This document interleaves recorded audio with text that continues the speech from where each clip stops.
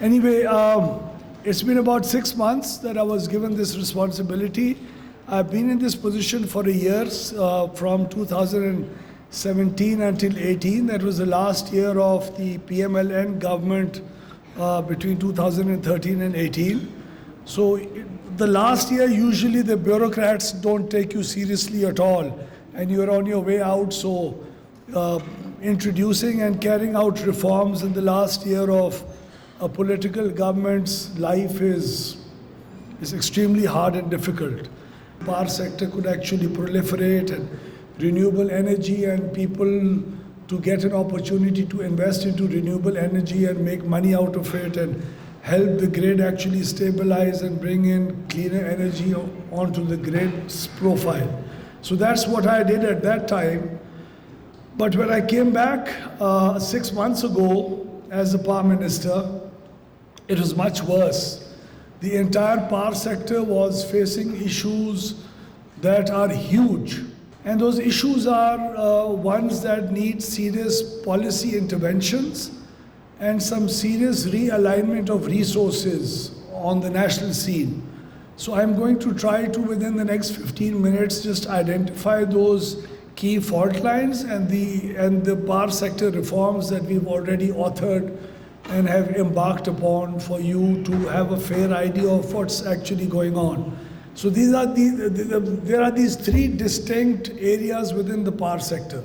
One is the generation, the other is the transmission, and the third is the distribution system, which is in the form of companies like K Electric and Hyderabad Electric Company and Sakhar and Lahore and Multan and Gujranwala, Islamabad, Faisalabad. All these companies form the distribution sector. And then at the helm of affairs is the power division itself. Unfortunately, the first reform that needs to be taken is, as far as the working of the power sector itself is concerned, the power division itself. So we have additional secretaries, we have the secretary, we have joint secretaries, and we have the head of the ministry in the form of a political individual or a technocrat who comes in and acts as a minister. So these people have to make serious decisions which would impact the growth of the power sector, the direction it's supposed to be taking, the competition that is supposed to be brought about in the power sector. And unfortunately, the power division itself has had no such expertise in the past. So what we've decided to do is, we've decided to form this company which is in place called PPMC. Started doing that, and we've already started recruiting people through the World Bank process who are giving us very concrete and substantial advice in terms of numbers, and there has to be financial modeling done for every kind of an incentive that you provide for the industry. So just giving you an example, the winter incentive tariff, which plant gets dispatched when. So such technical people need to give us real numbers according to which we need to make policy interventions. So first of all, the power sector itself, the power division itself has realized that we do not have the capacity to do such work. So we've hired many people as we speak. We've already gone through the hiring process, but we are also establishing and laying the foundations of an institution that would be the technical arm of the power division for times to come. And this, in my humble opinion, would make a huge difference and would add value to the policy making process of this very technical power division. The other constraints or the fault lines are the south-north transmission constraints. So we have a transmission system, a national transmission system. This transmission system is inefficient. The kind of rollout of projects that it goes through, inefficient. A project that's supposed to be completed in 18 months, it takes 6.5, 7, 8, 10 years to do. Right now in your country and in our country, there is cheap energy available in the south, here around Karachi, that we can't transmit to the load centers of this country, and we have to bear the cost of utilizing the expensive power being produced up in the north to these industrial centers, which is adding a lot of burden on the overall pool price of energy across the country. So the transmission constraints is something very serious that we are facing right now. Thank God, by the grace of God, we've already been able to identify these constraints in the past 6 months, and good development partners like the World Bank, the Asian Development Bank and others have already committed to financing these constraints in the next 2 years. So Pakistan should be out of the national transmission constraint part of the fault line that is very serious within the next 2 years. We're well on our way in order to do that, and this should be over in the next 2 years. The other is the horrible state of affairs that our distribution companies are in. We used to go around and say, I want my XCN so that all the complaints that people are bringing to me need to be resolved. There wasn't a complaints service delivery mechanism in these companies. The typical government-run bad governance, bad weak boards that were put in place because of political considerations.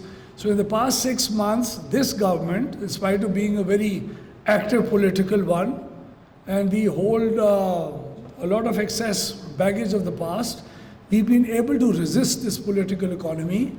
And right now, other than the 2 synth companies, which would also be put in order very soon, the rest of the 9 distribution companies, we have the most professional and able professionals of this country that have been installed as members of the board of all these companies. And we've completely isolated ourselves from these companies and completely detached ourselves. So there is no additional secretary and minister and secretary who's giving any instructions to these boards on what to do and what not to do. They've already made out a plan, and in the past 3 months, we've seen a fair reduction in the theft and the losses. Private sector entities that will be far more efficient than Karachi Electric has been in the past. Pakistan is also facing a very serious issue as far as IPPs are concerned. So we have this constraint on us about how we are supposed to hold the sanctity of our existing contracts and not be unfair to the investors, and yet bring about an environment where IPPs could review the contracts that they have with us. The contracts signed with the IPPs in the past have not been efficient. I'll be very frank in saying that. The kinds of returns that they've earned, the kinds of operation and maintenance cost that they are being paid by us, they are not competitive. They're not regionally competitive, they're not nationally competitive, and hence we need to review the contracts that we've gone in with these IPPs in the past. We'll have to do it with mutual consent. This can't be one-sided, otherwise we'll face international litigation. That's something Pakistan can't afford. Since we're going into a very aggressive privatization process, we would want the investors to feel comfortable enough in investing into Pakistan, but we've started the negotiations, and we plan in the next 1 month or so to arrive at a point where the entire generation profile in Pakistan, which is categorized into 3 parts. One are the plants which are about 70% of the capacity that are owned by us, which is the government of Pakistan. Their return on equity needs to be rationalized. So they're earning a lot more profits than they should. We need to ask them to forego that in order for that to have a good impact on the pricing structure of of electricity itself. Then the next category is the ones in the form of wind and solar plants that were invested into all the way from 2002 until 2016. We've also engaged with them, and we are going to talk about trying to bring down and change the environment of take or pay to take and pay, so that we get to utilize the power as much as we want, whenever there is a demand on the grid, and not pay for the rest of the capacity. So this is also going to have a negative impact on the price, and the price will come down. The third part is some of the plants that we do not require anymore. So nobody had ever before sat down and done proper research and analyzed each and every generation plant, which we've done in the past 5-6 months now. And we're going to be talking to every plant, including the government plants, to review their contracts and to bring down the price of power by a good 2.5 to 3 rupees per unit. So this IPP, reviewing of the IPP contracts would actually harvest a good 2 to 3 rupees for you in the within the next few months. So from say about 2-3 years from now, we are seeing or we are wanting to move towards an environment where there is no single buyer of energy in the market. So right now all the energy is bought by the government of Pakistan. And we put it in this pool and just transmit it all throughout the distribution system. Who is the government of Pakistan to be committing to buying power in the future? How can we take the risk of whether the economy will grow at 4% or 3% or 6%, whether the demand of power will go higher by 4% to 2% or 3%? It's not up to us to do that. So let the market forces start buying and selling power and producing power amongst themselves. So there needs to be an exchange for electricity units, like we have the stock exchange and the commodity exchange, where people buy and sell energy amongst themselves, and the best market price actually prevails. And that's how you achieve efficiencies within the electricity generation system. So this CTBCM, which will come into place, this is a competitive market environment, this will come into place once this independent system market operator is in place. So this ISMO, the market operator, should be in place within the next 2 to 3 weeks. It took a lot of hard work in the past 6 months for this to happen. Now the NTDC, one part of NTDC which is supposed to be planning for the future. How much power do I want? What part of the country do I need this power in? Should it be renewable? Should it be solar, wind, hydel, coal-based, nuclear? What kind of power do I want? Has there been ever an exercise in Pakistan which has added on power to the generation profile on a least cost basis? My dear students, no. The answer is no. Unfortunately, in our country, never ever before have we added on power to the system on a least cost methodology. That's why power is expensive. Power is expensive because we never planned and never made the policies to do it in that manner. Every time we were in a rush, the country is facing load shedding. Let's add on power in the next 2 years. So there have been these spurts of addition of power in the past 3 to 4 decades. This has been the root cause of why power is expensive today. In addition to this, the devaluation of the rupee and the higher interest rates ever since 2018 and 19 and 20, that have been the major cause of rise in electricity prices. So the so-called capacity payment that you talk about, this capacity payment includes debt servicing and the principal of the debt being paid. So the rupee was 100 rupees to $1 when all CPAC plants were signed off. It's gone up to about 300 rupees. So who gets to pay for this devaluation? The consumers do. So Pakistan has faced a kind of and we need to recognize these investments as a kind of a sunk cost to be able to get out of the so-called zombie sector syndrome. So that's precisely what we're wanting to do. We're wanting to restructure our circular debt part. The circular debt of 2.4 trillion rupees has a financing cost of 2.8 or 3 rupees per unit that you and I have to pay in our bills every month.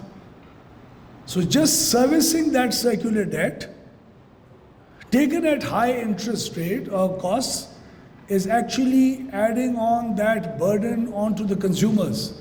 So this needs to be nationalized. This debt needs to come out of the tariff structure, needs to be nationalized, and needs to be taken on more efficient and much better terms.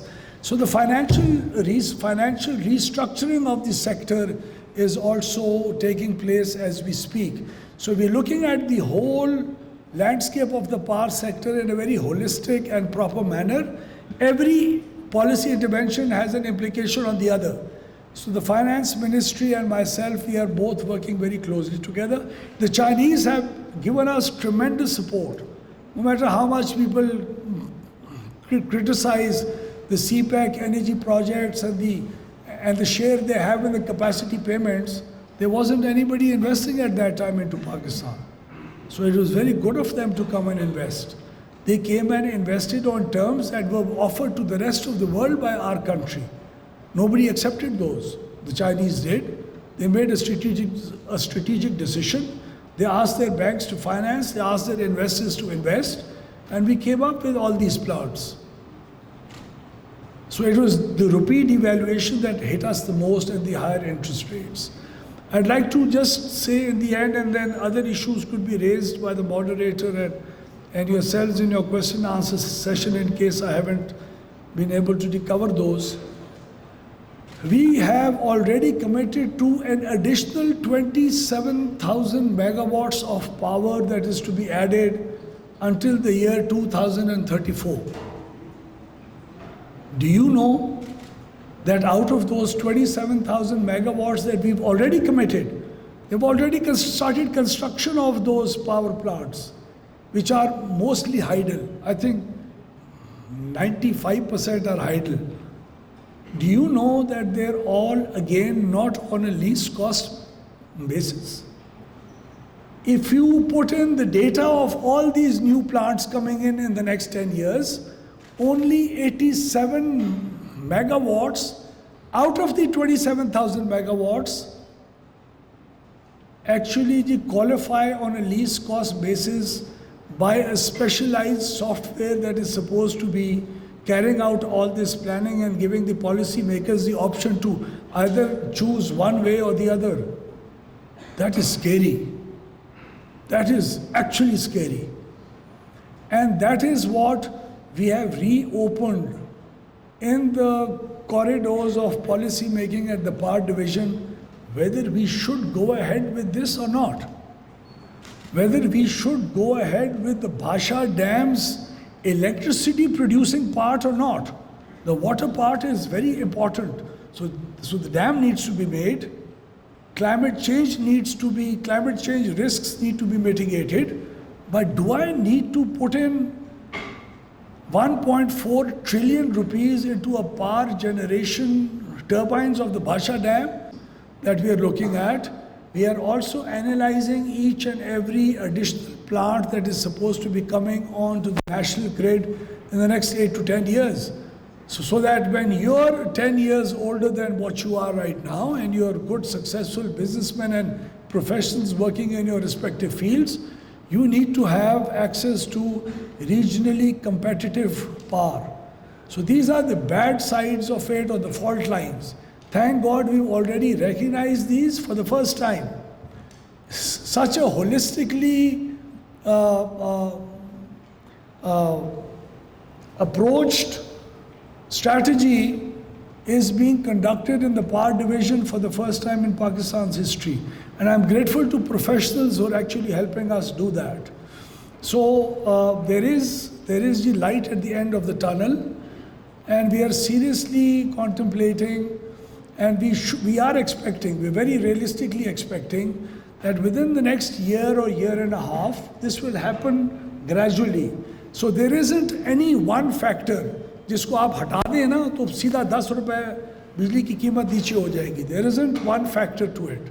So there are 8 or 10 different power sector reforms that need to be implemented for the 10 to 12 rupees impact to happen, so that Pakistan's power tariffs are regionally competitive and the industry can afford to expand on the basis of that. But as far as our power division is concerned, we were responsible to do two things as a part of the EV policy. One were the EV regulations. So it was just day before yesterday that we have already approved. There are going to be some minor changes that we are making within the next 2 to 3 days, and I'll formally announce it. The first EV regulations of Pakistan for EV charging stations and battery swappable stations. Deregulate and privatize the sector, and we're still harvesting the benefits of it. Let's hope we're able to do the same with the power sector, which is a much more difficult task to do, because there's a whole political economy behind it. There are mafias, there's a lot happening, even in the distribution sector itself. So we are looking at it holistically, and hopefully in the next 2 to 3 years, you should be proud of the interventions that the power division is expected to take, inshallah. Thank you so much.